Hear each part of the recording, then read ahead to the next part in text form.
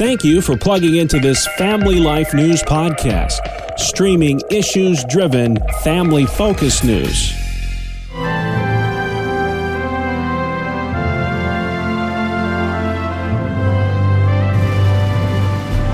The First Amendment's protections for religious activities and from religious activities. Today, on Faith Under Fire.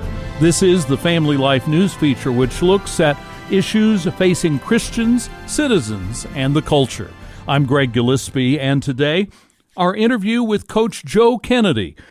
Coach Joe lost his job as an assistant football coach at a high school in the Seattle area because he prayed at the 50-yard line after games.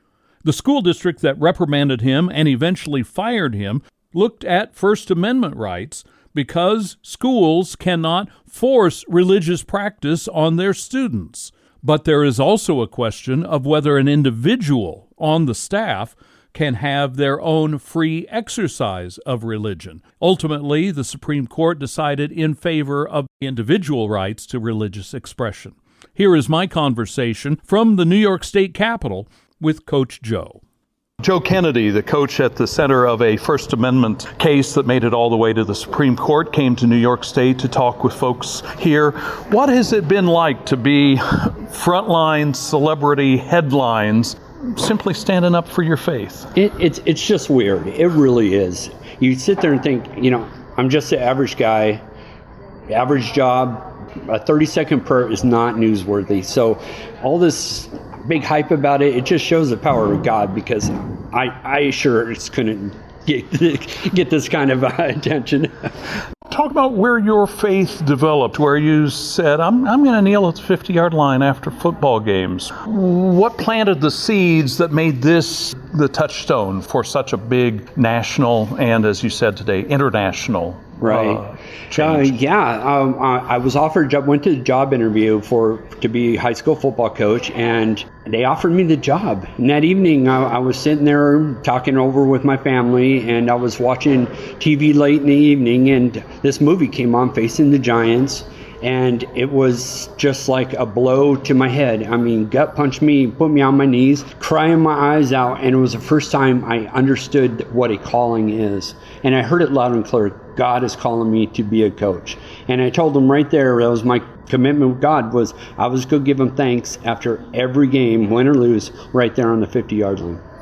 Facing the Giants also became a big thing, as in your own home, the Kendrick brothers' message, could have been 20 minutes later, could have been 4 days later, but you are convinced it's God's timing that you got that message, that you and your wife became partnered in this battle. It was absolutely God, and I wish he would have showed up months earlier, but his timing is absolutely perfect. You cannot get it down to that second.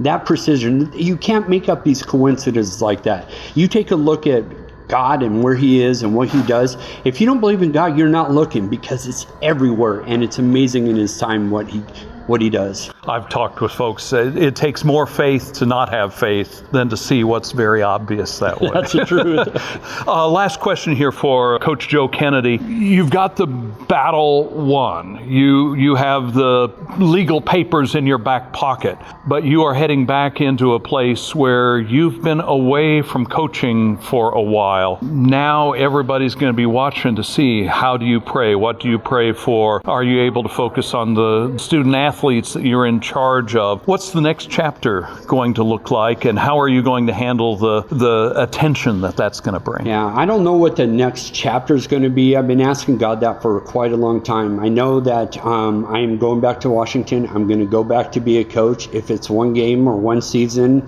or seasons, I'll whatever's best for our program and whatever God leads me to do.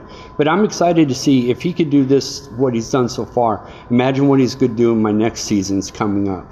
Sports is often a place where Christians have a great influence. We see that in the pros. We see that in coaches that are very faithful. Middle school, youth football, whatever. I wish you well on your adventures that are yet to come, and thank you for staying faithful this way. Thanks, brother. Thank you for sharing the news, buddy. Joe Kennedy heading back to the Seattle, Washington area to coach football and witness to his Lord. Coach Joe Kennedy has been traveling not only the nation but internationally to speak to faith and religious values. Our conversation happened at the State Convention Center in Albany. I'm Greg Gillespie. Thanks for listening to Faith Under Fire from Family Life.